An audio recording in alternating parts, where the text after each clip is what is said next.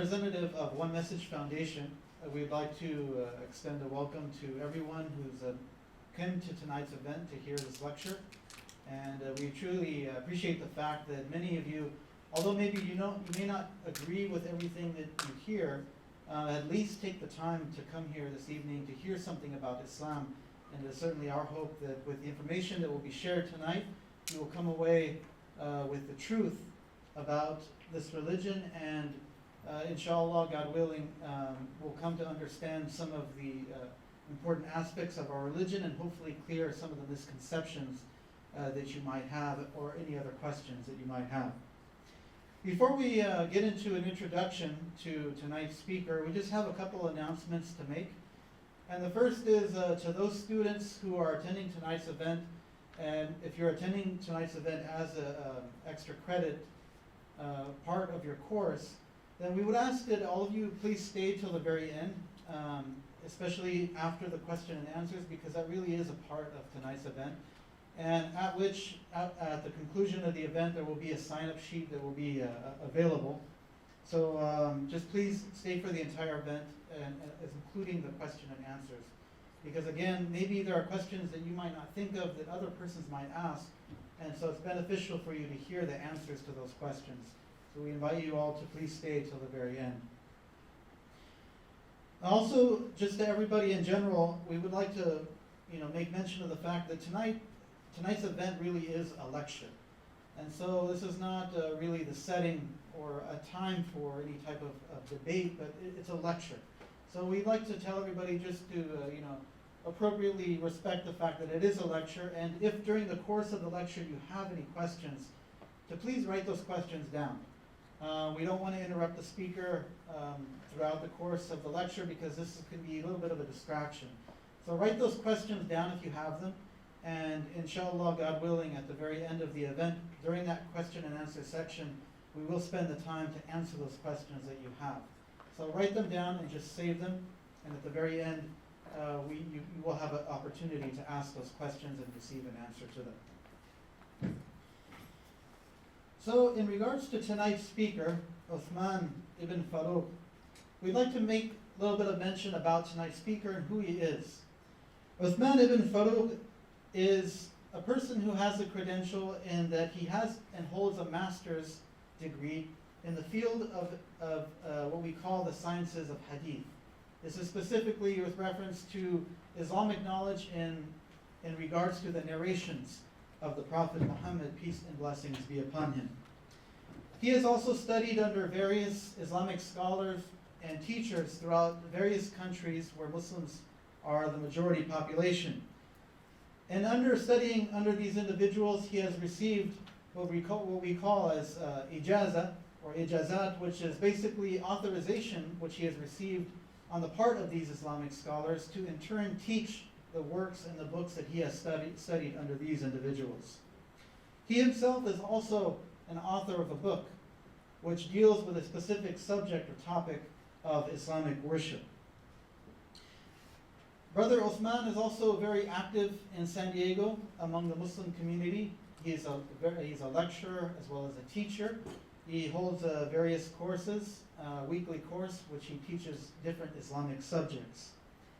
He is also very active in spreading the message of Islam to non-Muslims by means of what we call da'wah activity, or for example, going to different events to spread the knowledge of Islam, as well as attending various colleges and university campuses throughout San Diego to deliver lectures about the religion. So with all of this in mind, we'd like to ask now that everybody turn their attention to tonight's speaker, Uthman Ibn Farooq, as he discusses with us tonight's interesting topic about demystifying the religion of Islam.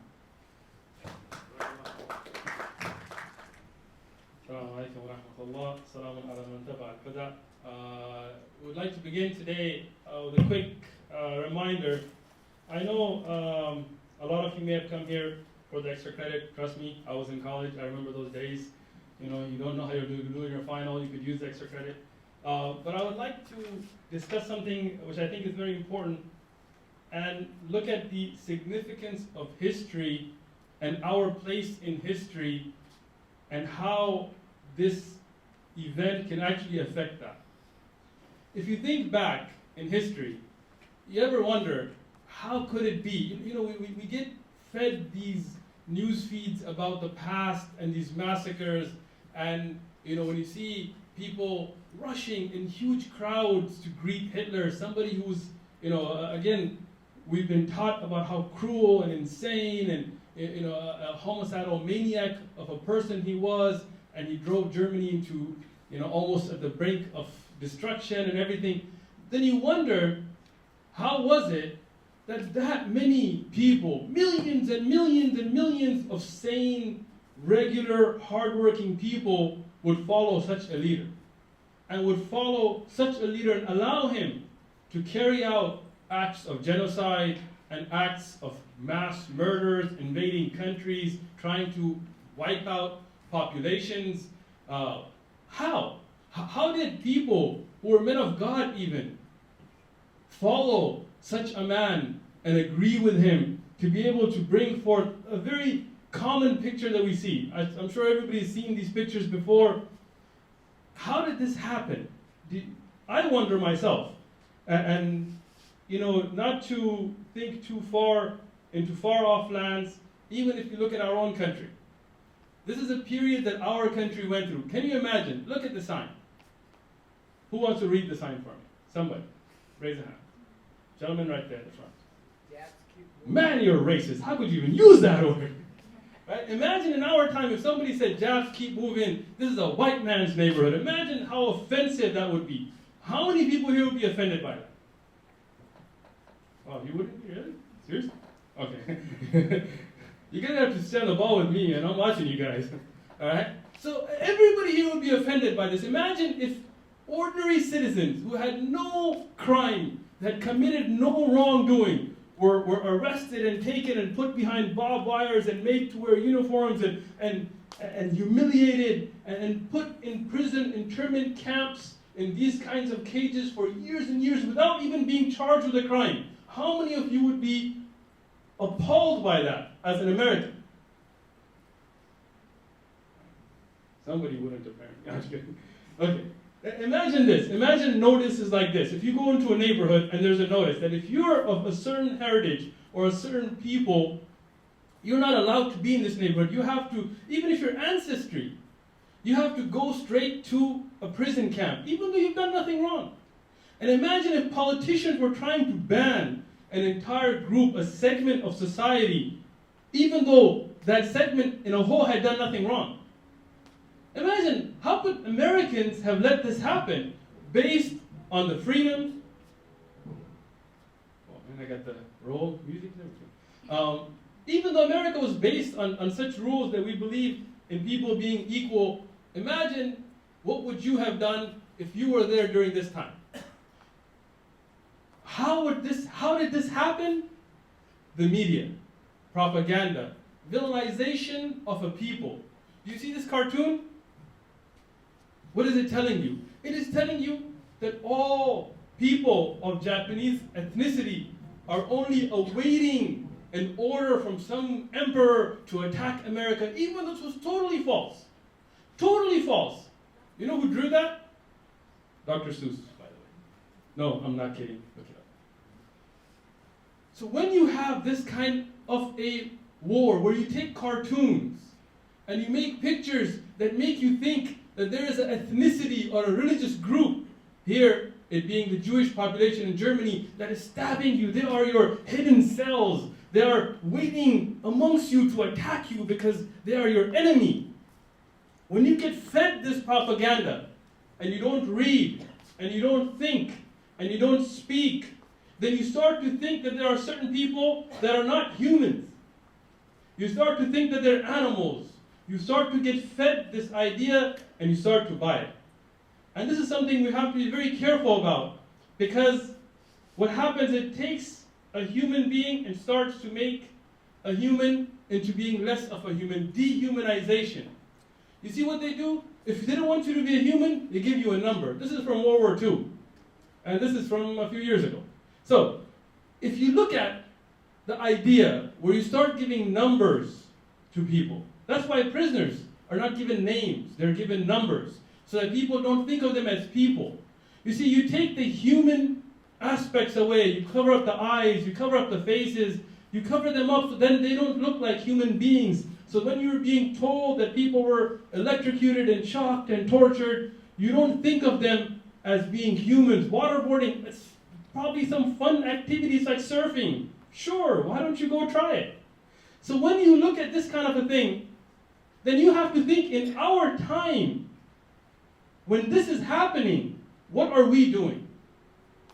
As people of conscience, as people who look back at Germans during World War II and thought, how could they let that happen? As people who thought back to the 40s about what the Japanese were going through and the internment camps, and we thought, how could Americans have let that happen? Innocent people were being rounded up and put in 8 cages, never even being charged with anything. How could that happen? It's because people didn't take the time, like you today, to come out and think and realize and speak, and then realize that maybe what we are being fed, like those cartoons, aren't the truth.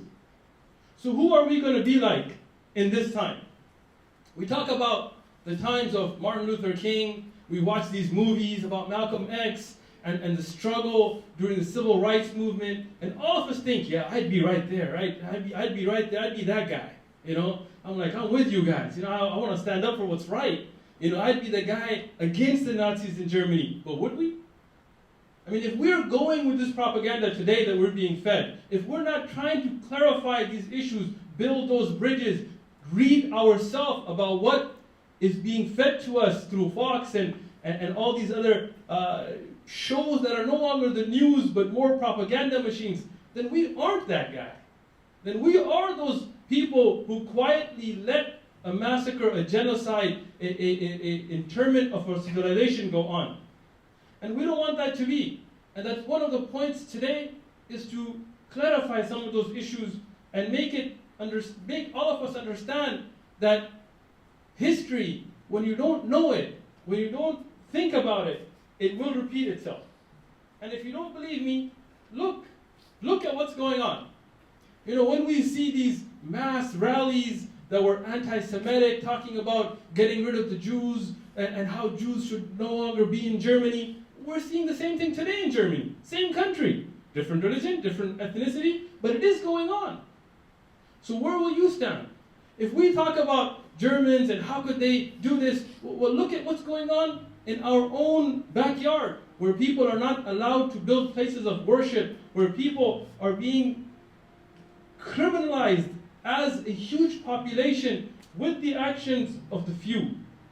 And this is why we want to look at history and then our time. And look at history and then our time. And then ask ourselves, where will we stand 100 years from now when the history of our time will be discussed? When we look at those cartoons that were used in the 40s and 50s to justify the genocide of Jewish Germans, you will find the similar types of cartoons being made today. When we look at the propaganda machines of the Nazis, we find, oh, I'm sorry, I don't know, Fox, oh, oops, must have messed that up. You will find similar propaganda machines in our time.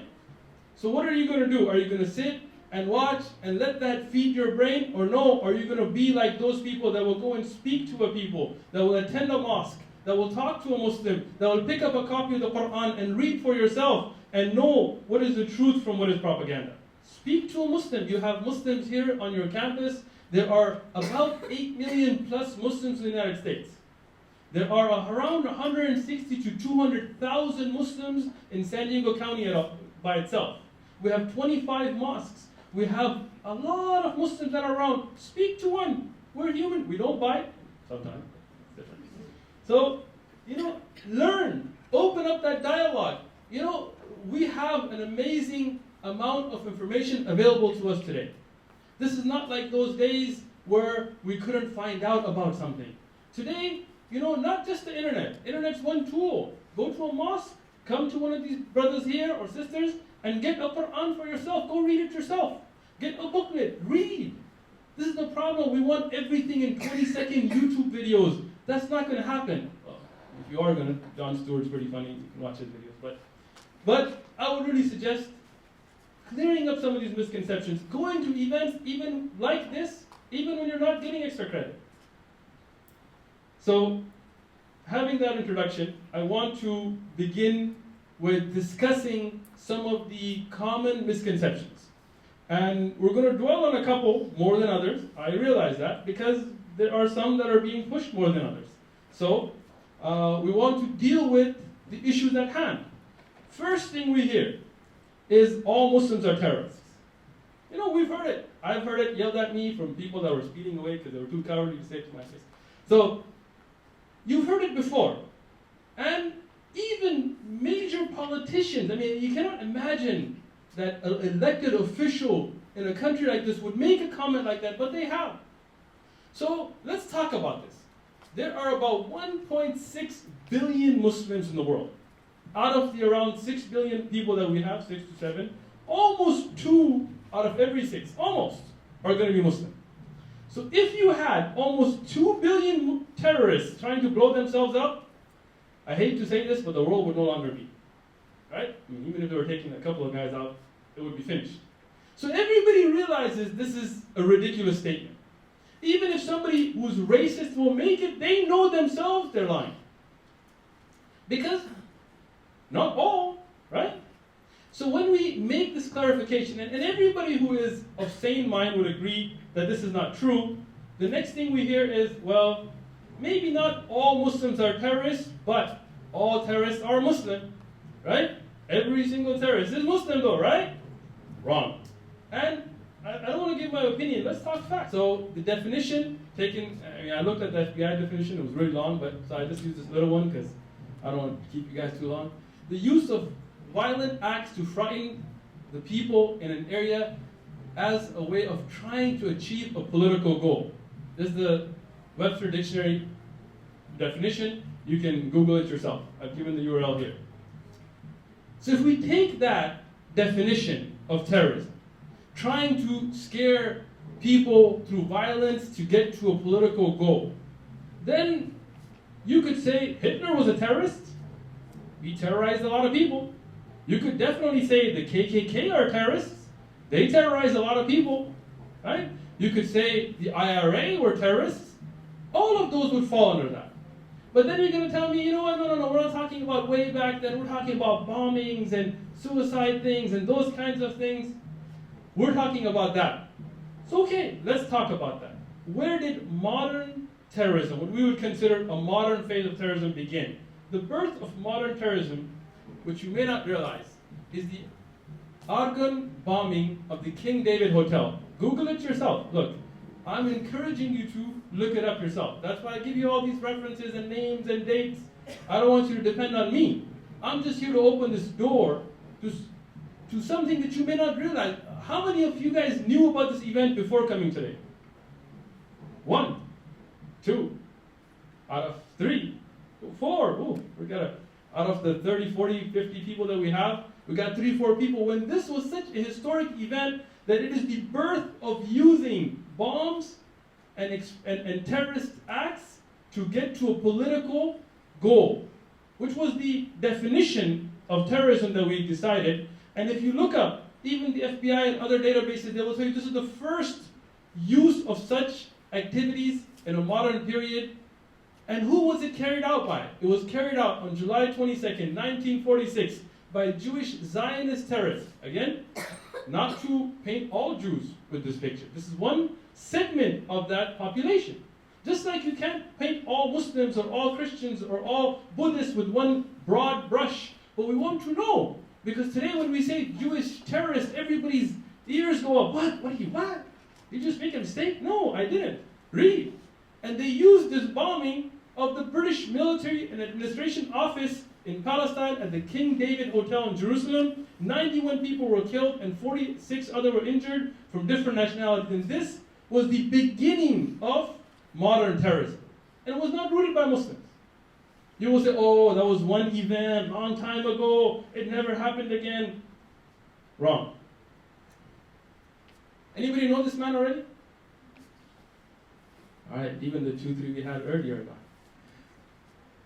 Baruch Goldstein was an American-born Israeli physician, a man proclaiming to follow the Jewish faith. He mass murdered innocent Muslim worshippers while they were praying in the Ibrahim Khalil Mosque.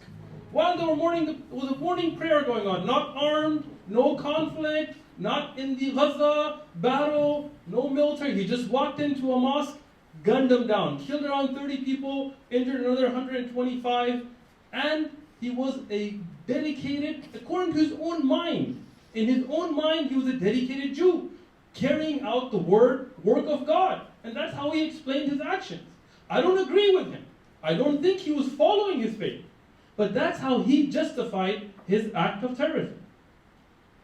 Let's talk about terrorism against the United States. Who knows about the USS Liberty? One person does. 2, 3. Excellent. 4. Oh, yeah, right. This was an attack on a US carrier by an Israeli jet. This actually happened. I never heard about this in school.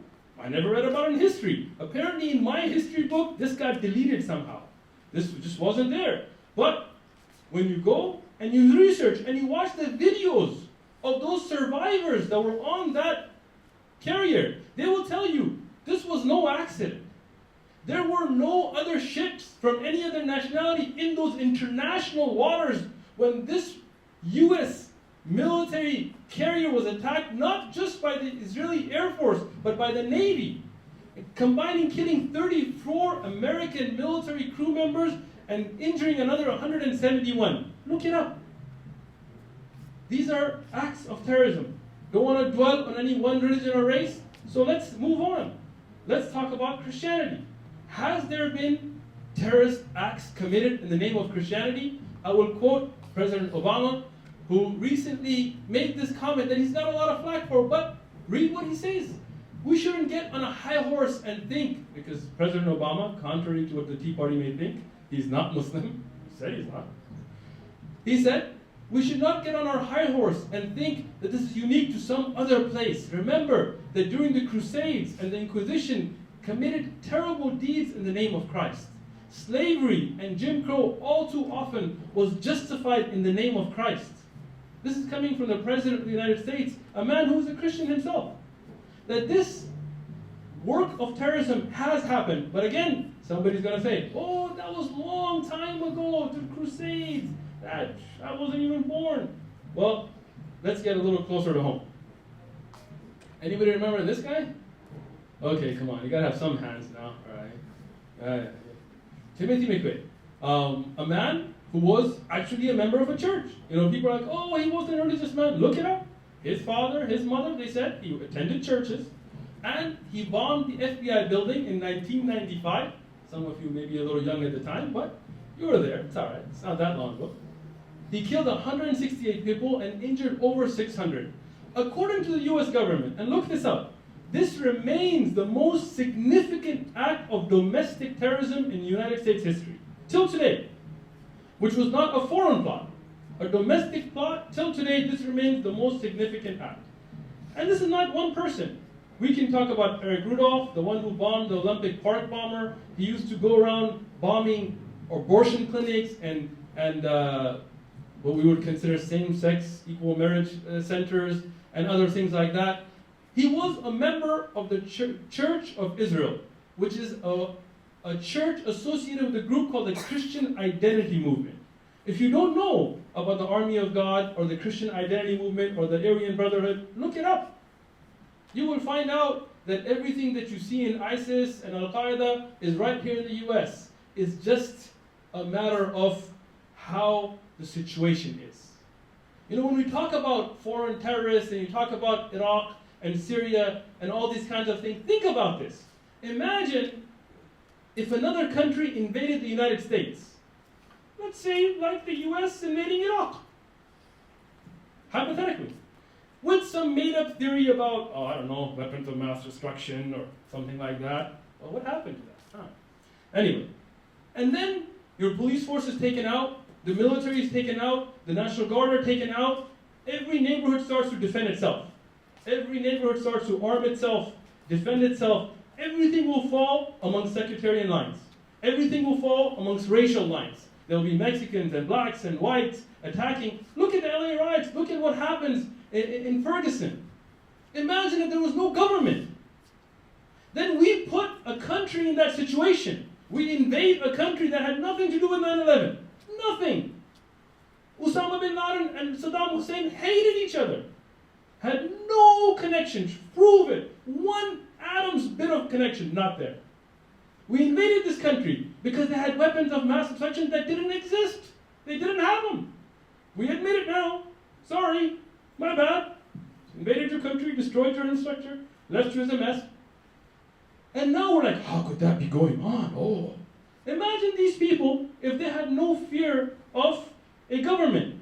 Let's look at a little bit something closer to home. Who knows this man? Wow, I guess Fox News didn't cover it as good as they should have. In 2012, a couple years ago, 3 years ago, this man walks into a Sikh temple in Oak Creek, Wisconsin. And even though he is an ex-veteran, army, served in the army, he is, as you can see, a very proud white supremacist, a man who sports the cross, you can see. He walks into a Sikh temple and opens fire, guns down innocent people in Wisconsin, in the US. Right? And what he's trying to do is kill Muslims, but because he's racist, and racist people apparently are not the smartest people in the world, he doesn't realize they're Sikh and not Muslim. Not that it would have been any better. But this is a man who is a terrorist. So when we talk about terrorism and all terrorists are Muslim, then we should read before we speak, and we'll realize that terrorism has no religion. We will end this with this gentleman. Who knows him? Come on. See some hands. We got 1, 2, 3, 4, 5. Wow, this is pretty disappointing. This man, he is of Norwegian descent. He attacked a government building in Oslo with a car bomb, killing how many people was it? Few people there, and then he continued his massacre by going on an island and killing 69 children at a youth camp. You look at the picture, he's executing kids. 69 kids, and the people, 8 people at the building, all of them, he does it in the name of a crusade. He writes a 1,500-page manifesto with crosses and crusader symbols talking about the crusade of Europe to get rid of the infidel Muslims from Europe. But Fox refuses to call him a Christian terrorist. Why? If a Muslim that never prayed in his life, was not a member of any mosque, just went nuts and shot somebody, it would be Al-Qaeda and ISIS's special, sleeper cell that's went into action, and Islam and Muslims and Quran. But when a man who himself writes a 1,500-page manifesto talking about his actions being for Christ, being a crusade, who is a member of a church. You can look up his biography, Wikipedia him, Google him. He was a member of the Christian Church of Norway. He was a man who considered himself a Christian carrying out a crusade. But nobody wants to call him a Christian terrorist. Bill O'Reilly, no, what? Christian, no way. This is a double standard that's being fed to us for a reason. And we don't want to just harp on these religions. If you want to keep going, let's talk about Hinduism. Hinduism, a religion that we usually talk about and think of flowers and peace and meditation and yoga. You don't think they're Hindu? Look up the Gujarat massacre. Look up the RSS, BJP, Modi that came here, the Prime Minister of India. He was banned from the US until he became Prime Minister. Why? Because he supervised a genocide in Gujarat.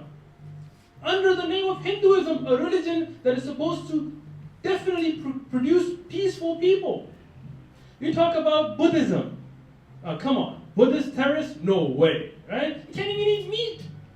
Yes, there are Buddhist terrorists. Look up Time magazine. Read about what happened and what is happening in Myanmar, which used to be called Burma. A massacre at the hands of Buddhist priests. My point is not to insult any other religion. My point is to clarify that terrorism has no connection to any religion or ethnicity.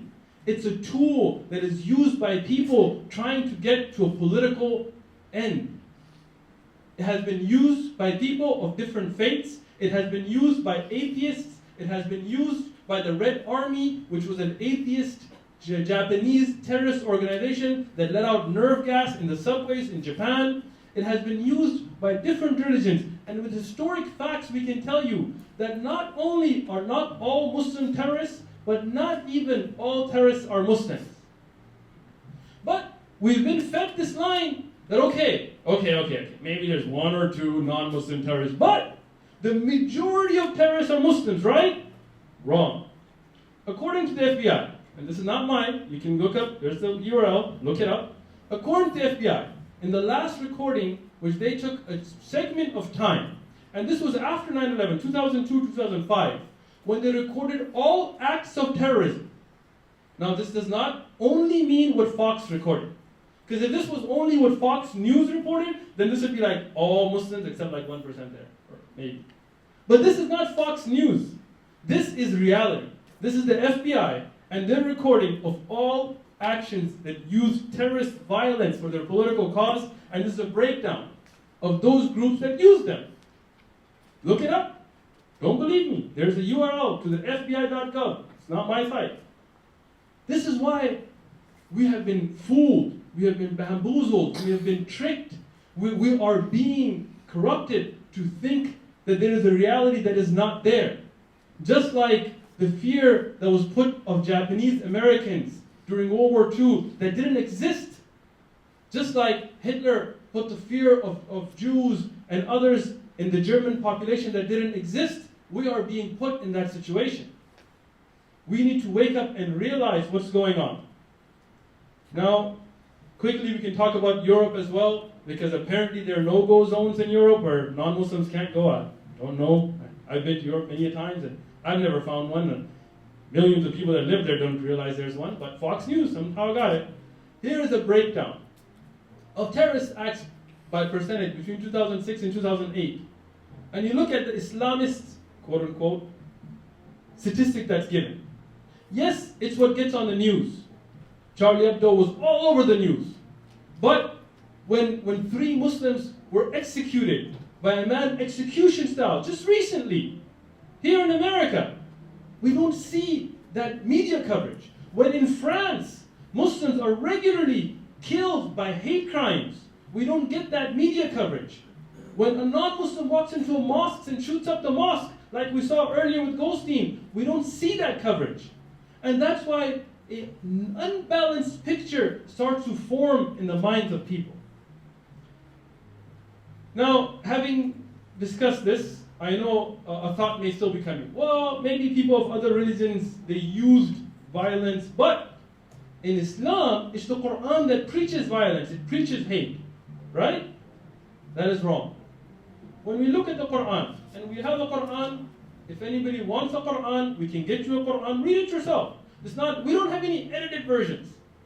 You know, when you go to a Barnes & Noble or like some kind of bookstore, I'm not trying to plug any bookstore here, and you go and you check the Bible, you will find a lot of versions, right? You will find the King James Version, you will find the new updated King James Version, you will find the new living edition, you will find the Catholic Bible, which is a different amount of chapters than the Protestant, you will find the American Living Version, the new revised, edited King James Version. But in the Quran, we have one Quran.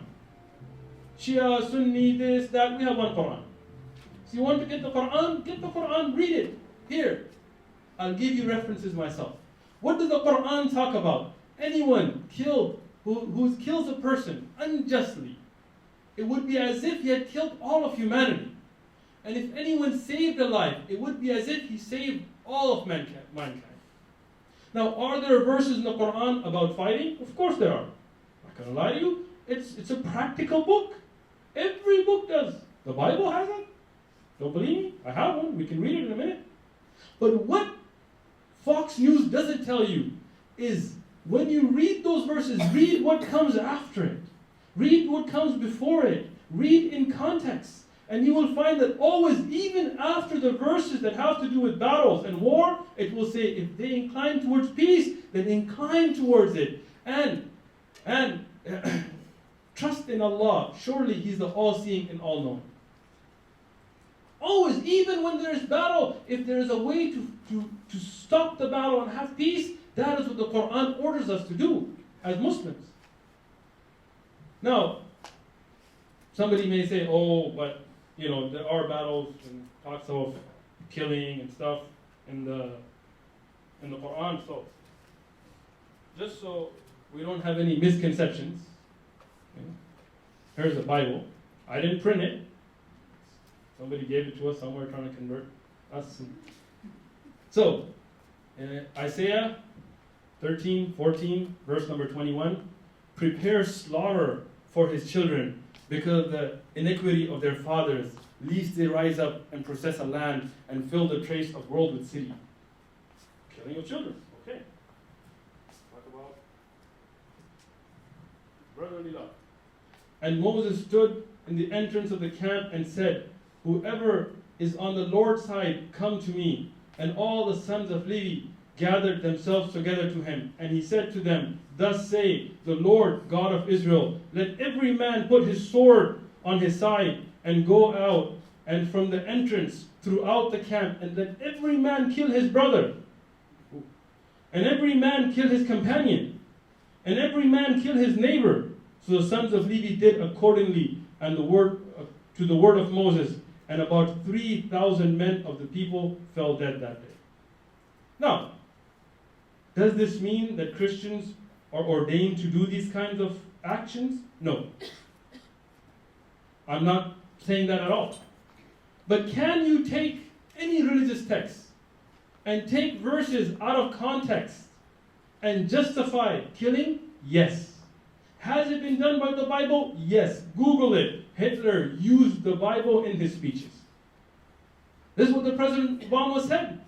Even when we looked at slavery, the Bible was used to justify slavery, even though it goes against the teachings of Jesus, peace be upon him.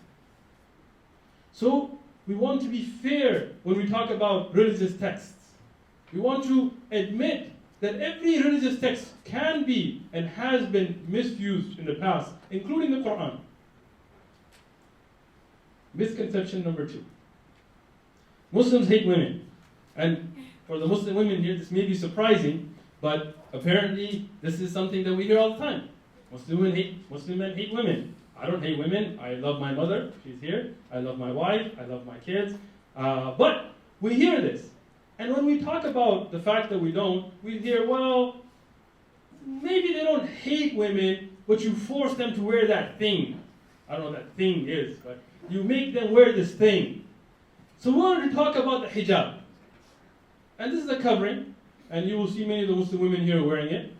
And if anybody's being forced to wear it here, leave now, go to like a police station. You're in America, don't. But I guess not. So there goes that. But let's talk about it. I'm going to play a little game here. And I got prizes. Isn't that cool? I don't want to throw up the love. I'm going to hit somebody. Baseball is not my skill. So my quarterbacking days are over before they started. So whoever answers correctly will get a prize. We're going to guess religions here. This one's a pretty easy round, okay? See, we're going to get candy. This is going to be funner than you thought. Wait, I have to call on you. Let's start with the first one, which is on your left. What religion do you think those women are? Yes, you are there. Islam. Excellent. You get a prize. They are Muslims. Oh, sorry. I gave that one away. Oh, come on. It's Mother Teresa. Everybody knew it anyway. All right. The middle one. The lady in the back. Yes. Yes. Huh? The middle one? All right. Next. Gentleman in the back.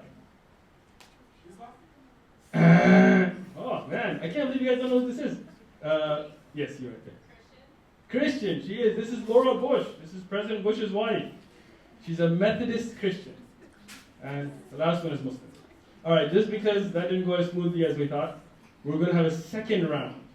Ooh, more chances. All right, guess We'll start from this one, I think, because I messed up the last time. A lady in the back. Orthodox what? Jewish? Yes, that is correct. To the surprise of many people, this lady is Jewish, and there is a reference, in case you don't believe me, you can look up. This is a form of hijab which includes covering the face that is utilized in some sects of Judaism. The middle lady. I can't get that one wrong, can I? Keep everybody. Oh, come on, this is so easy. Where are the hands? The one in the middle. If you're wrong, we don't take any points away. What a great test this is, right? You wish your chemistry final was like this. Not you two. Okay, Idris, you can do it. Yusuf, you were there before. Not Christian. Anif. Yes, sir. It's okay. Anybody else? Alright, since you guys are all on. Alright. Not Buddhist. I can't see a hand. I hear an answer. Okay. Go ahead. It is. You are correct. She is Jewish as well. There's the source. Time magazine. Alright. Last one for this round. Lady in the blue. Yes. Huh? Yes. Muslim. That is correct. See, you guys were expecting another foreign religion. I gotta keep you on your toes. All right. Last round. This is the final round. We'll start with the lady on the right.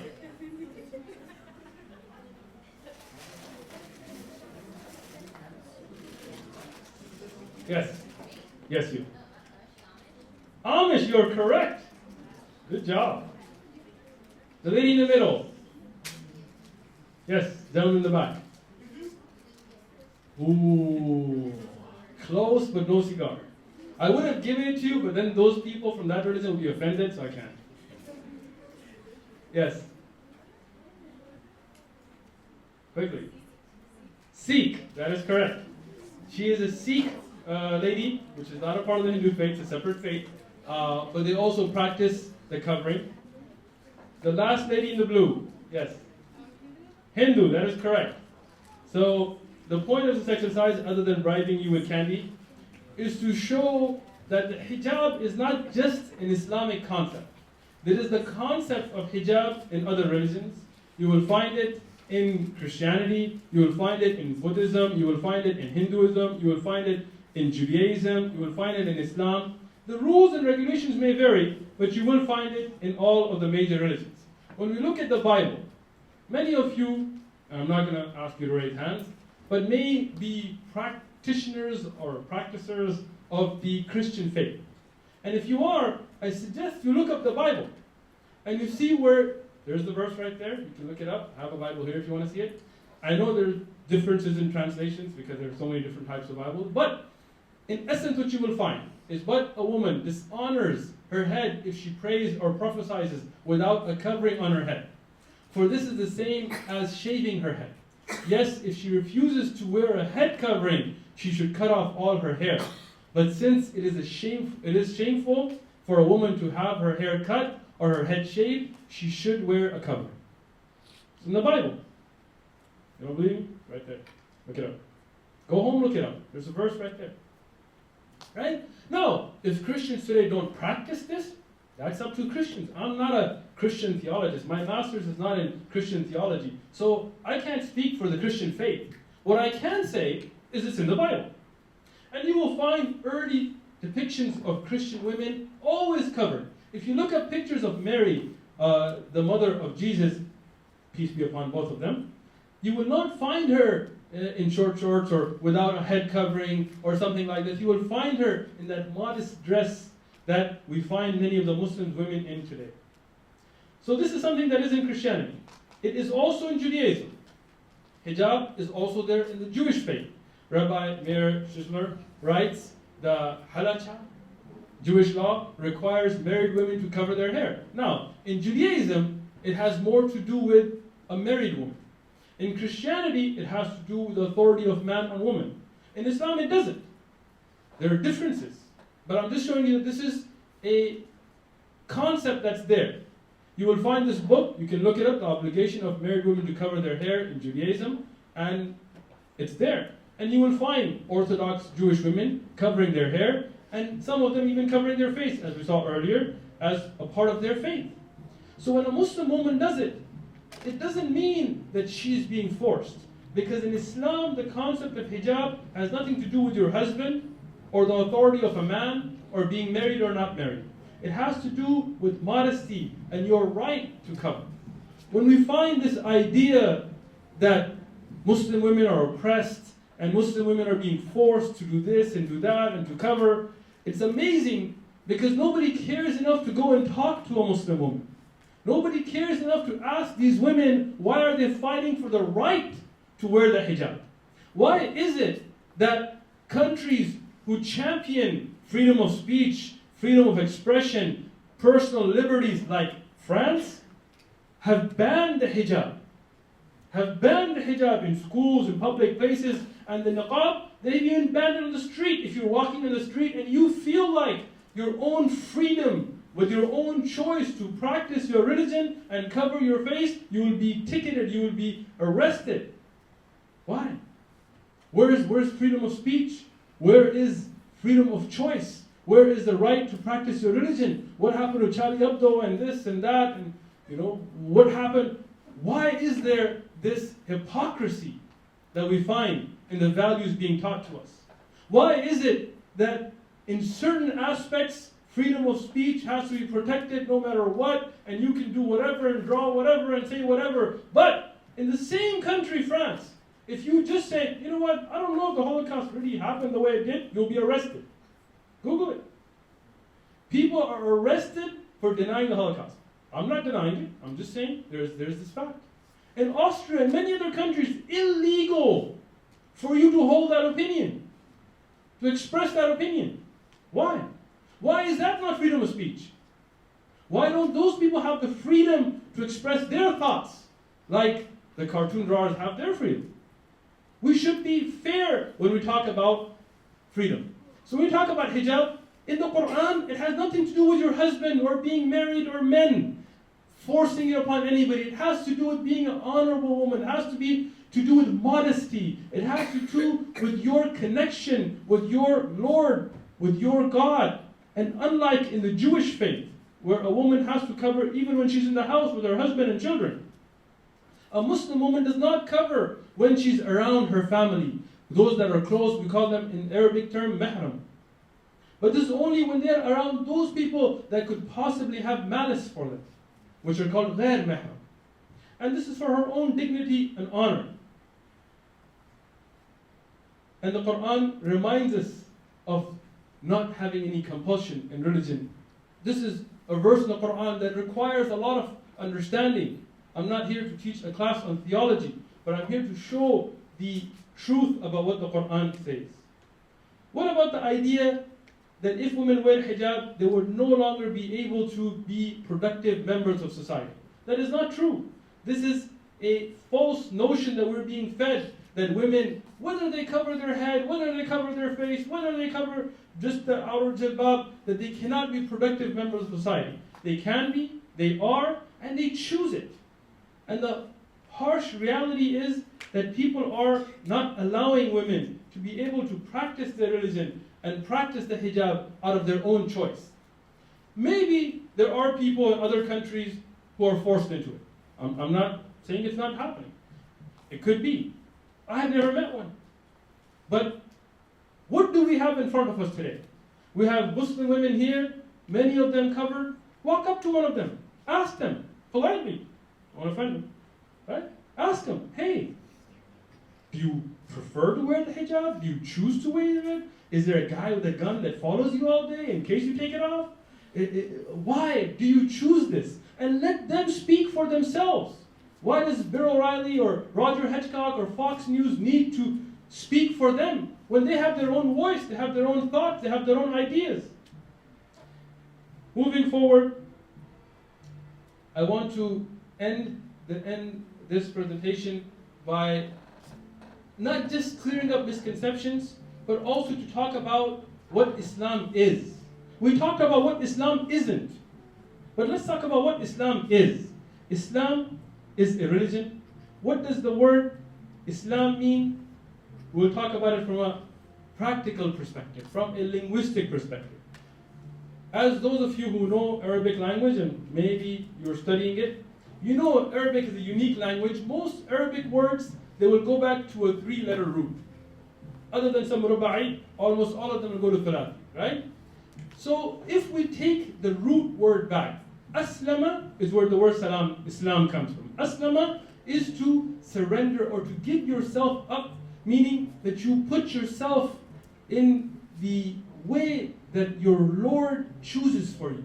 You surrender yourself to what your Lord or your Creator knows is best for you. And aslama comes from the root word of sin, lam, mim, salam, which is the word for peace. It is what the word salam or peace comes from. And that is the tying together of the word Islam with peace. It is a submission, inner and outer, to our Lord, our Creator. It is not named after any man. This is a very important point to understand about Islam. When you talk about Christianity, it is named after, just because I'm not giving candy, nobody's answering now? Christ. So before there was Christ, right, you couldn't go in the time of Moses and tell somebody, you're a Christian. Like, what? Right? Before you had Judah, you couldn't have Judaism. Right? If you look at this Confucianism, it's named after Confucius. So before Confucius was born, there was no Confucius. Islam is not named after anybody. We are not Muhammadans. We are not named after anybody because we, as Muslims, believe that we're upon the same religion that Abraham was upon, that Noah was upon, that Moses was upon, that Ismail and Ishaq and all the prophets, Jesus, peace be upon him, the religion that he was upon is the religion that we are upon. The way he prayed, as described in the Bible, putting his head to the ground, that is how we pray. We may not agree with everything that you find in King James's edited English version of the Bible you see today, because we don't believe King James had the right to edit and update and translate and do what he likes to the Bible. We believe that the original Bible, as it was revealed to the prophet Jesus in his Aramaic language, is what we believe in. The Koine Greek, the Latin that you find the standard Bibles in today, these are all translations of edits and updates. And our brother Abdullah, who used to be a Jehovah's Witness and now he's Muslim, he can explain that to you in much greater detail than I can. So if you have any questions about that, he's your man. He's our Bible expert. We'll continue without the James Bond music. So, now we know what Islam is. What is a Muslim? First thing, it's Muslim. Everybody say it with me. Muslim. Muslim? No. No, sorry. Not a Muslim, right? Islam is the religion. The people are called Muslim. I am not Islam. I am a Muslim, right? Just like somebody from Mexico is not Spanish and they don't speak Mexican. Okay? I'm serious, right? If you go to Mexico and you're like, oh, you're Spanish. You're like, no, I'm Mexican. Do you speak Mexican? No, I speak Spanish. So people come up to me, are you Islam? No, I'm just a person. I'm not Islam. I follow the religion of Islam. Oh, you believe in Muslim? No, I am a Muslim. I believe in Islam. Let's just get that clear. Because till today, every news outlet, Muslims, those Muslims, come on, man, just get this right. Muslim, it's not that hard. Muslim. 2 syllables, right? 2 syllables. Anyway, what is a Muslim? A Muslim is the one who submits, who performs that action of giving up themselves to their Creator. What does that mean? It doesn't mean you give up life. It doesn't mean you don't get married like priests and then sit in seminaries, little boys. It doesn't mean that. What does it mean? It means that you say that my Creator, my Lord, the one who made me, the God that created everything, that Creator knows best. So when He tells me, don't drink alcohol, I'm not going to drink alcohol. You know? As fun as that may seem, I realize that my Creator understands better that this has harms that outdo good. How many of you have known somebody that died in a drunk driving accident or has been in a drunk driving accident? Right? Imagine. Come on, be truthful. Yeah, raise your hand. There you go. Imagine that person, he didn't plan to kill somebody that day. But the number one killer in America, drunk driving. Well, why is it? You have a question? We'll save it until the end. We'll get to it. So, why is it that we don't realize that those laws that God sets for us are for our own benefit? That is what a Muslim is. And when we look at the word Muslim, it is not something that started with us. The Quran states that Jesus said, we are the helpers of Allah, we believe in Allah, and we bear witness that we are Muslims. So we believe in the same way as Jesus. This is our belief. And the Prophet Abraham, he is the one that said, it is he who has named you Muslims, both before and in the Quran. Meaning this word Muslim is not just from the Quran. Even if you go back to the earlier prophets, we believe that this idea of being called a submitter to the will of the Creator, this concept has been with every prophet. And that is why Islam did not begin with the Prophet Muhammad, peace be upon him. We say peace be upon him with all the prophets. Right? But it was the same religion since the time of Adam. Concept of God in Islam. The word Allah, and you'll find the Arabic here, it is al-ilah, meaning the sole deity worthy of worship. It's a very strong word. And the word God is lacking in description of this word. Because God can have a goddess. When you say God, you are saying God's a man. Because you're giving gender. Otherwise it would be a goddess. You could have godlings. You could have relations. But al-ilah, Allah, means that there is no gender. There can be no two. There can be no three. It is the one creator of everything. He's not a man, he's not a woman, he's not black, he's not white. We don't give him those human characteristics. He is the creator of humans and other creations and other planets and other universes.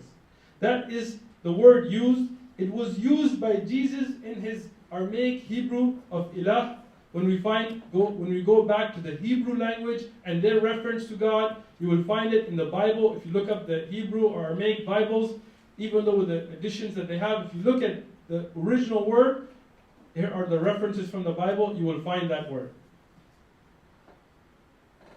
Lastly, why are we Muslims? Why did we choose this path? Because you're not born Muslim.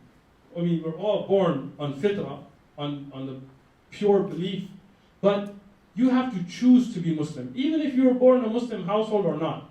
Abdullah was not born in a Muslim household, right? Jehovah's Witnesses. I was born in a Muslim household. Other people were and were not. We are no different. Both of us had to choose Islam. Because many people that are born in Muslim households don't know their religion. They're not true Muslims because they don't truly choose it. And many people who were born in non-Muslim households, they choose it and they are the best practicing Muslims. So it is something that you choose. Why did we choose this? Quickly. And again, I'm doing this as fast as possible. Everybody has a different idea why they're Muslim. Speak to a Muslim. Sit down with Abdullah and ask him, when you were an elder in the Jehovah's Witness hierarchy and you were ingrained in that mindset, why did you choose to leave all of that and become a Muslim? Myself, I look at myself as a human being. I work in the medical device industry. And when we look at the human body, look at each one of these 100 trillion cells in the human body. Your human body, your body, has about 100 trillion of these cells. Each one of them so complicated with the nucleus, with all kinds of functions that you couldn't design as an engineer. You couldn't design one. Each one of you has 100 trillion of them or more in your body. So when I look at that, there's got to be a design. I'll ask you a question. If I asked you, and because we're not doing a question and answer, just raise your hands. If I asked you to believe me that nobody built this auditorium, that this auditorium just came into existence over billions of years, grains of sand, through evolution. It was first a tree, and then it evolved itself into a cloud, and then it became a monkey, and then it became a chair. and all these walls and these roofs and these lights and that projector and this computer, this was not man-made. No engineer, no technicians, no IT staff, all of this entire room and everything in it came into existence by itself. By a raise of hands, how many people would believe me?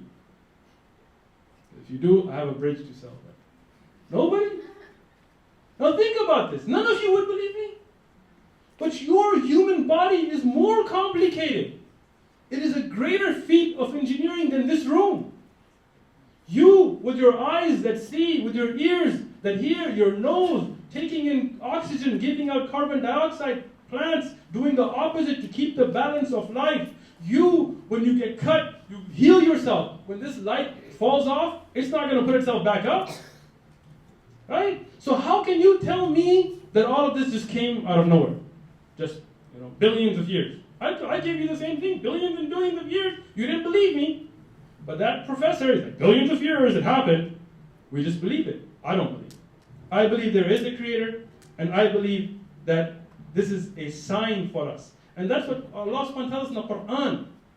الذي خلق سبع سماوات طباقا ما ترى في خلق الرحمن من تفاوت فارجع البصر هل ترى من فطور. Allah subhanahu wa ta'ala gives us a challenge. Look at the heavens above you. Look at the sky. Look at this perfect atmosphere that God has created for us. Imagine if we didn't have this atmosphere, if we keep destroying this ozone layer and there was no oxygen that could be preserved, there would be no life on earth. Who built this system to protect us from the heat rays and the harm of the sun's layers and to keep the oxygen inside the atmosphere of the earth? You look up, you don't see any barriers, you don't see any walls. So there is a creator that created this. Think about this, look again, think again about all of this. Verily, in the creation of the heavens and the earth and the alternation of the night and the day, there are indeed signs for men of understanding. When you think, when you ponder, you will realize there is a creator. And that is why, after pondering and thinking, I chose to be a Muslim. I chose to read the Quran. And I want to say this last thing before I open up to questions and answers about the Quran. Unlike the Bible, or the Torah, or the Gita, or many of the religious texts, we still have the original Qur'ans that were written down by the companions of the Prophet himself, peace be upon him. We still have them. There's a picture of one, of three that I know of in existence. They're pretty big, yes. They didn't have small printing at the time. They were handwritten. We still have them. And you know what else we have? We have the whole Qur'an preserved in the hearts and minds of men, women, and children. So not a letter from the Qur'an has been lost. And that's why you can get a Muslim from Indonesia and a Muslim from Russia and have them read the same verses and they will recite the exact same verse. So we know that message has been preserved. And that is why we believe in it. It is preserved. It is a miracle. There are many other concepts to discuss here, but because of a lack of time, I will stop. I would encourage you all to get to know, for example, Abdullah here, or other brothers, and ask them about their journey to Islam, which would be a whole presentation in itself, so do it on your own time. And you can see why, even with all this media coverage and this 24 hours of brainwashing, Islam still is the fastest growing religion, not just by childbirth, but by people becoming Muslims by their own choice. So here, I invite all of you to build bridges of understanding. I invite all of you to learn about Islam. I'm not here to force anything on anybody. I'm only here to open the doors of da'wah and communication. And with that, we will open it up for question and answer. Oh, come on. Go ahead. Can you take the mic? Thank you. And this is not a question, but a thank you. I appreciate it. Because I appreciate that you come to us open to educate us on something that a good number of us are ignorant, including myself.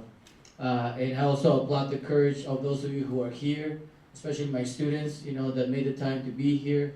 Along with the, this extracurricular opportunity that sometimes is offered through some of these activities, I believe that these are spaces that create a larger meaning towards our educational journey. So I just want to thank you for making this this time to educate us. Thanks so much. Thank you very much. I appreciate you calling us out here. Thank you.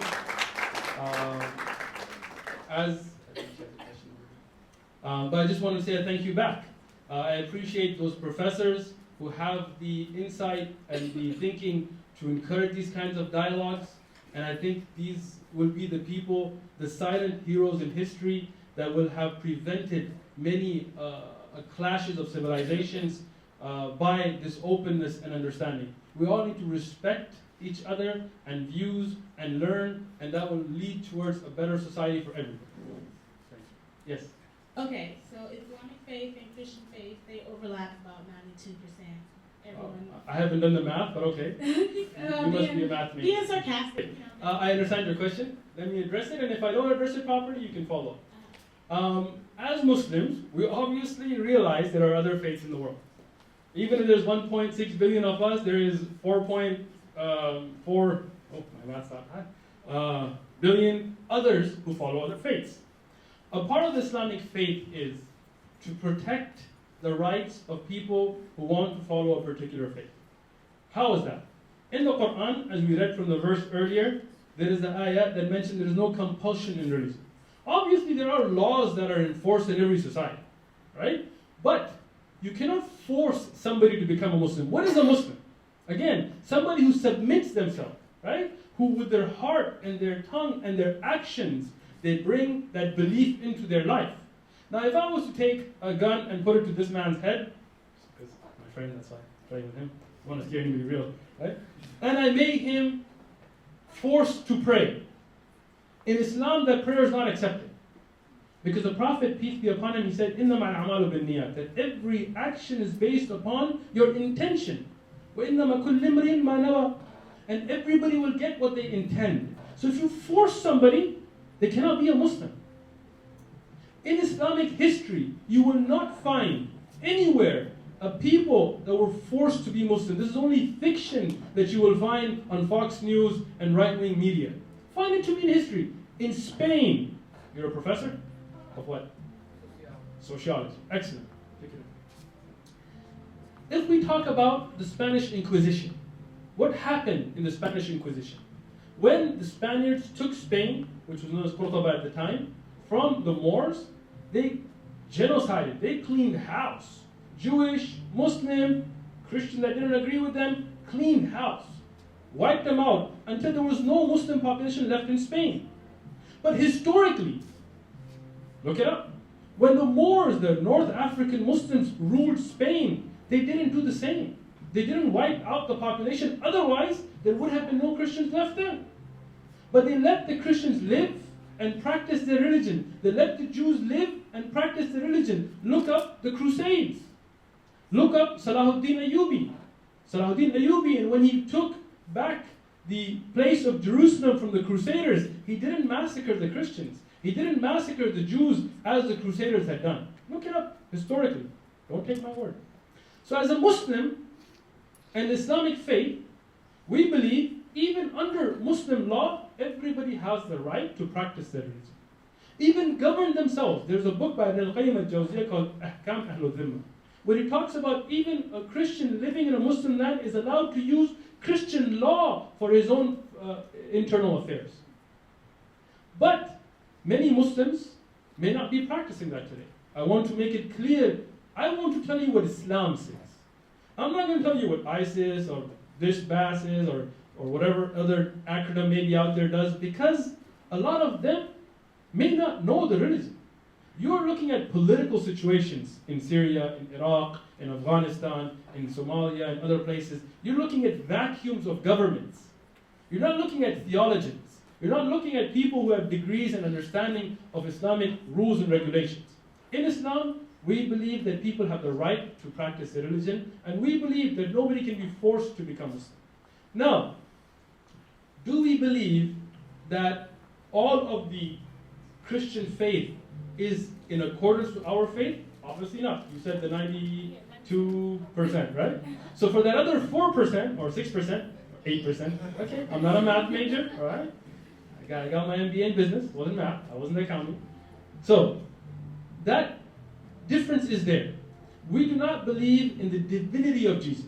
As the early Christian church didn't believe in the divinity of Jesus. Here's my man if you want to talk about that. So we believe that Jesus was born to Mary, and it was a miracle. He was born without a father. It was a miraculous birth, a sign from the signs of our Creator to show a miracle. As Adam was born without a father or mother, as Eve was born without a father or mother, but we don't believe they're biological children of God. This is a human idea. My kids and uncles and roommates and cousins, this is a human idea. We believe God is above having biological children. If we talk about children of God, like in the Bible, where God addresses the people of Israel as the children of God, meaning close to them, sure, we can agree with that. Like you go to a priest and you're like, Father, I have sinned, or whatever, right? You don't really mean he's your father. Like, you're not going to come home and find him at the dinner table, right? He's a priest, right? So you're saying father in a term of respect. And he may turn to you and say, son, do this. Hail Mary, this, right? But he doesn't mean, son, how's mom, man? No, he means son in the sense that of endearment. In that way, if you say that God is a father in a term of endearment to the people of Israel or all children of God, we could go with that, right? But if you mean that a biological child, we don't go with that, right? So we have our differences, and we respect our differences, and we allow people to practice their religion, and we ask to be able to practice our religion. Any other questions? I have one more question. Go ahead. I'll wait. It's okay, go ahead. All right, so We'll get you the mic so you can hear because my makes me nervous, but okay. you. Just take a deep breath. As a Christian, Think we're all carrots or something. as a Christian, we believe in Christ.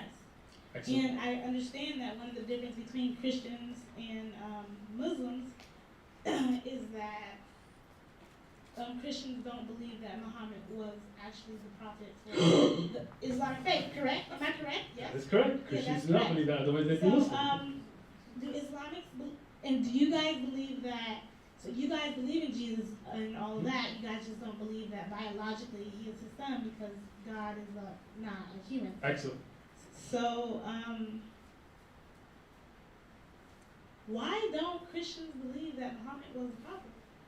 That's a great question for Christians, right? Again, I mean, like, I know there's like two counter arguments that say one, Sure. Go ahead. What's the counter I argument? know it's a long, I don't know them, I'm Oh, okay. asking you, I know it's a long list of why, but Excellent. So one thing is, I believe everybody should speak on behalf of what they know best, right? So for me to stand and speak on behalf of a Christian population would be as ludicrous as Bill O'Reilly speaking on my behalf, or Fox News, or anybody else that's on Fox News. This is a question. So I'm not going to speak on behalf of the Christian population. They may have their own reasons not to believe in the Prophet Muhammad, peace be upon him, even though, if you ask Abdullah, he was a Christian, and he accepted the belief that Muhammad, peace be upon him, is a prophet, as Jesus, peace be upon him, and those before him were prophets. And there are signs in the Old Testament and in the Bible that point towards a comforter, a prophet coming, and we believe that was the Prophet Muhammad, peace be upon him. But people have the right. If people don't want to believe, they have the right. Why they don't want to believe? That's their own personal choice. Maybe there are social pressures. Maybe there are other issues they don't want to give up. So that's a question you can really take to a Christian population and ask them, hey, why don't you believe in the Prophet? Because I do, so. all right, one more question. Okay. Okay, I'm sorry. One more question. I forgot it. I'm sorry. We'll come back to you, don't worry. Gentleman in the blue hoodie. Alright, put me on the spot. Oh, you raised your hand, right? Yeah, it does. Okay. Like, I'm ready. You have a mic. I was ready to speak, and then now I'm like, oh shit. I was okay, too. What I wanted to say was, my beliefs, like, I just want to know, were your beliefs through your own personal life living experiences that brought you to believe in what you believe in? Because that's how I feel. I believe in my Creator Excellent. is like my higher power, About right? to somewhat. Yes, and I believe in Jesus.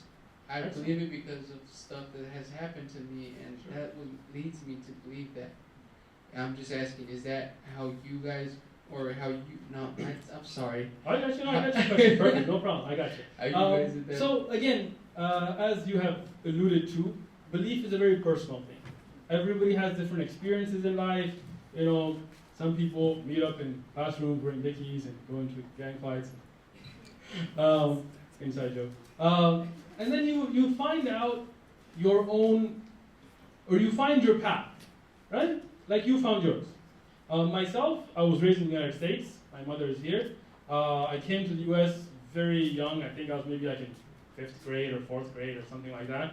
I was raised here. I had no Muslim friends growing up, you know, as a child, like, you know, elementary and kindergarten, or elementary and middle school and stuff.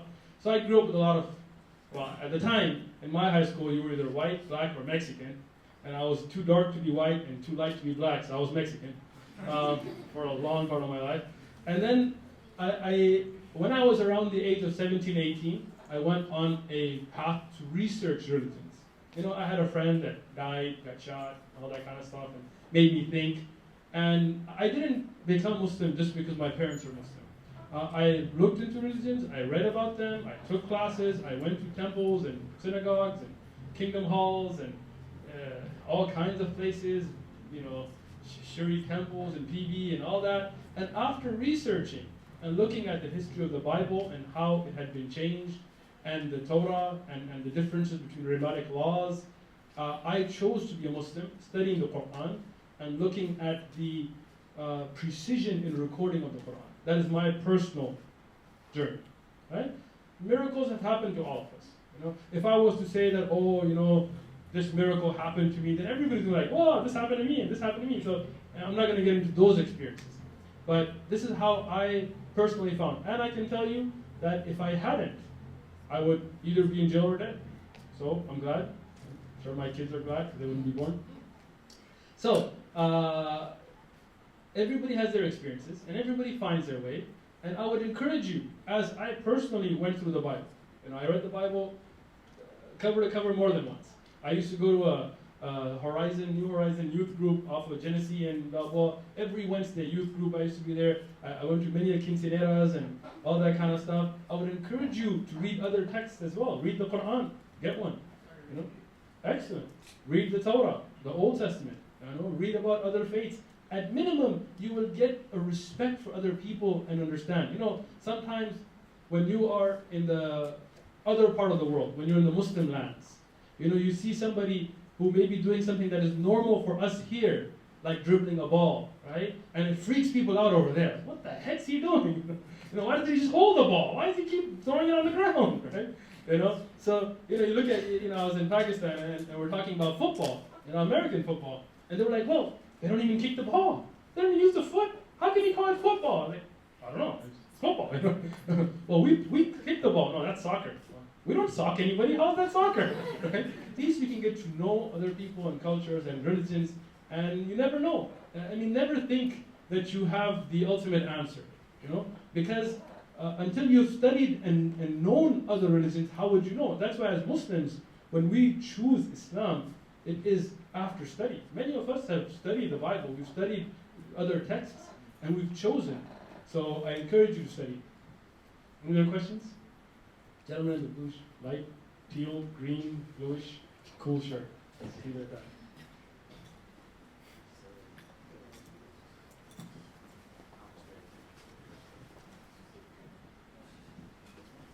Do the beards represent anything?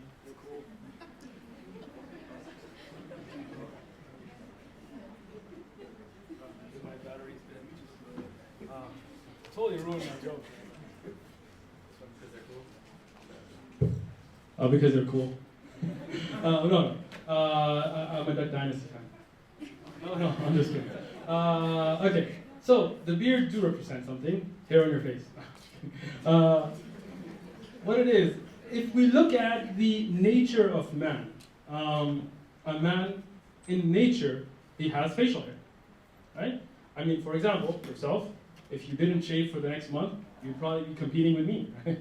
So, maybe not that cool. All right. But a man naturally has facial hair. It represents him as a man. There are physical features that represent a woman as a woman, a man as a man. And these are one of the features that you find through all of the prophets. If you go back to the Old Testament and the New Testament, you will not find Moses or Jesus or Abraham or Noah or any of them represented without a beard. This is the way of the pious prophets of the past, and this is the way of the Prophet Muhammad, peace be upon him. So a Muslim man is encouraged, it's an order from the Prophet, to trim up the mustache so that when you're eating and drinking you don't get all this nasty food. Anyway, so to trim up the mustache and let the beard grow. So that's a part of the Muslim faith. Now, I'm not saying that if somebody doesn't have a beard, they're not Muslim. Let's not get carried away here. Right? There are many things that a person does which go in stages, right? I mean, when you, for example, when, are you a senior, sophomore, junior? That's what the college, I guess. Freshman, excellent, right? So you're a freshman. Now, if I was to throw you into a PhD level test, would it be easy for you? Probably not. You know, you're just getting started. So you have to learn your basics. In Islam, when you come to Islam, first you should learn the basics. What is the belief in one God? What is the idea of not worshiping cows and monkeys and things like this? Why is that such an important tenet in Islam? What is the protection of the rights of the community such an important part of Islam? And then we discuss things like cool robes and beards and cool hats and all that kind of stuff. Because even if you didn't wear a robe or have a beard or a hat, you're still Muslim. So. Next question. You got the lady who remembers her question. Okay, so I was here last semester, and I noticed that you keep mentioning that we don't, we as in Muslims don't believe the idea that,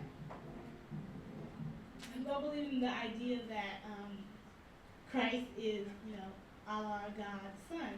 So? And as Christians, the idea of saying that Jesus is God's son, as far as if you get a DNA test, no, he is not his son as like that.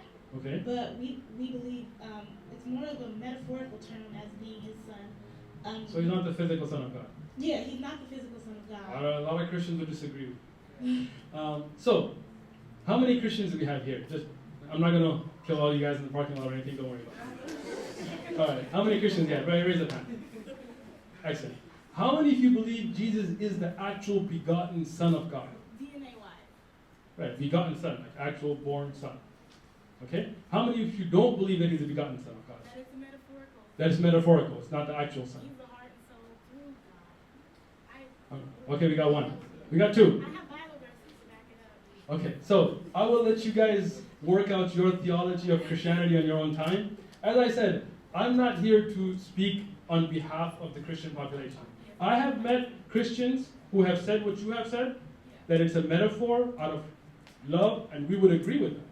But I have also met other Christians, and I would say the majority of Christians that I have met have said that no, he is the physical Son of God, DNA, biological, begotten, right?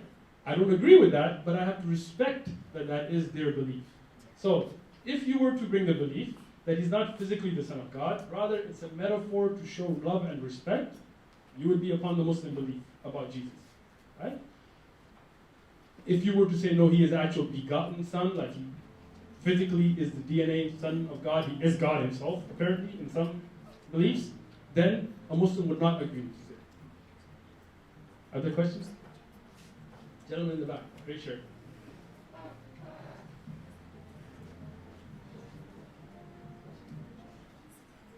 Yes, how you doing? How you doing? First off, I appreciate the presentation Thank you. because this is something I've been dealing with and thinking about for a long time. Because, like you say, the media does control the minds of the masses, True. and it's something that goes on in my head a lot. And with Fox News, when you mention Fox News, they give it to Muslims and Islam, but black folks get it a lot too. True. And the thing is, when I watch Fox News, I can't even imagine, like if I wasn't black, how it would view black people. You know what I'm saying? Because No doubt. it's like it's a constant onslaught. It Like is. every time I turn it on, and you wonder, I'm thinking like, God dang, no wonder I got pulled over by this cop the other day. No doubt. Because look what's on the news. Fox News. So it's so my question is, what is a good counter to the Sean Hannitys and the Bill O'Reilly? I mean, they do their reporting and stuff like that, but they never report they never give like the good side or the opposite. They always talk about how blacks are thugs and all this, but you never have the opposite of that. You never talk about blacks graduating from school or You never see the good side, you know, or same thing with Muslims and Islam. I totally agree with you. What's a good counter to that? Great question. Before I answer the question, I want to express further agreement by the fact that, you know, I was listening to, I think it was Bill O'Reilly or Roger Hitchcock or some racist right-wing guy, and, you know, he was talking about the man that was shot, the African-American man in New York while he was restrained. He was shot, right? I think it's his fault. He was trying. What was he trying? He was restrained. You know, we just had the shooting in LA. I don't know if you saw the video. You know, there were like 10 cops and they were unloading on some poor little homeless guy that was on the floor. And if you watch the video, even after they unloaded a clip into him, they're like, don't like, bleed on me. There was a man, an African-American man that was arrested and charged with bleeding on an officer after being assaulted. Well, I'm glad you think that's funny. No, this is so true. I'm just kidding. It is so true. Google it. A man was arrested for destroying government property because he was bleeding on an officer's uniform after being beaten and assaulted while being inside of jail. So when we see these kinds of things, we realize that the struggle for the African American rights, it's not finished. It's not done. Just because we got Obama in the White House doesn't mean you're done. Look at Ferguson, look at all over. Another point I want to make is a lot of our neighbors to the south in Mexico, when we look at a lot of them, they get a really bad rep too. You know, if you look at how Hispanic Americans or Latinos are represented in the media, they're all represented as illegals and taking jobs. I want to see Bill O'Reilly pick cherries for $2 an hour up to $5. He's not doing it, right? So it's not just Muslims. People have been made scapegoats. People have been smeared by bigots like Fox and others for centuries. You know, if they didn't have cable Fox channels, they had the German radio shows, right? What is the alternative? Unfortunately, I can't give you any mainstream alternative because those alternative voices that speak the truth get muffled. I don't think Hitler was very good about letting somebody go, wait a minute, are you sure you need to make those camps and things? You know, right? If somebody comes out, and you can watch the O'Reilly show and you can see how he yells down people. To me, the only news that I think is worth watching nowadays is Jon Stewart, and he's a comedy show, so unfortunately, that's the situation we're in today. But there are voices, there are people who are, especially on YouTube and things like this, like, what's that funny British comedian guy? I don't know, Austin guy. Russell Crowe. Russell?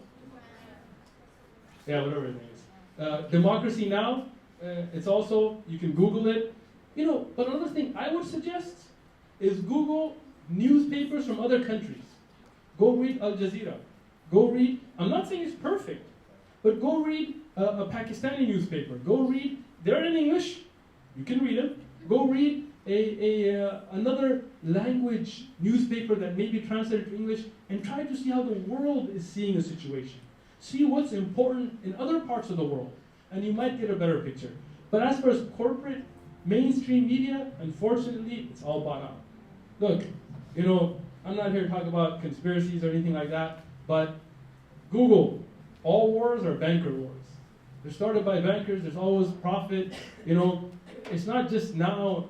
Unfortunately, Muslims are up to bat for, you know, who to be blamed for things right now, but before us, there was commies, and before us, there was the Japanese, and there was, you know, you look at the Pachuco riots and the Hispanic population and what they went through, and what they're still going through.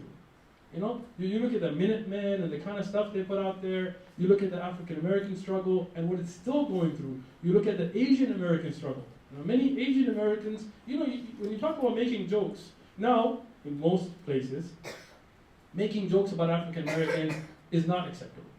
It used to be back in the days, but not anymore. In most, I know, racist people still exist. But if you want to crack a joke about a Muslim, free, do it.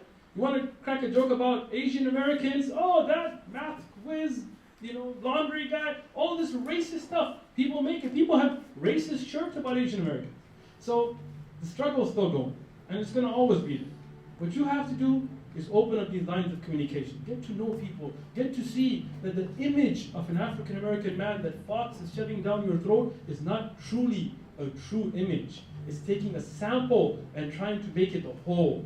The image of Latino Americans who are hardworking people in this country being illegals who are taking your job, these are incorrect images. And this image of Muslims being these crazy, bloodthirsty terrorists that are cutting off heads, these are incorrect images. Look, ISIS and all this, they are students of our foreign policy. There's a reason they have them in cages because we had them in cages. You don't think we did executions? Go look up Abu Ghraib, the prison with the torture, and look up the pictures that you didn't see on the news. There's a lot more than what you saw. Those little pyramids of naked guys, that wasn't the extent of what went on. So we should realize, we shouldn't be blind to the fact that a lot of this is because of our own doing. And if we cannot look at ourselves, look at President Obama, he made that statement, and Rudy Giuliani or whatever came out, he said, he doesn't love America. How can you tell somebody they don't love America because they're saying, hey, let's look at our own history before we start pointing fingers. Who are you to judge who loves America and doesn't? So don't let this bigotry stop you from portraying a positive image and portraying what is right and researching Democracy Now! And listening to that, Al Jazeera or other news sources and learning. And most of all, talk to people. Communicate. Come by the mosque. Go by a church. Go to a synagogue. Have some hummus or whatever. All right, next question. No more questions? Thanks. Oh, you have a question. Before you make your comment, I wanted to make a comment myself. When we talk about hate crime, there are going to be Christians, there are going to be Jews, there are going to be Buddhists. The best thing is to build a future where we can work together and understand and learn. Thank you very much.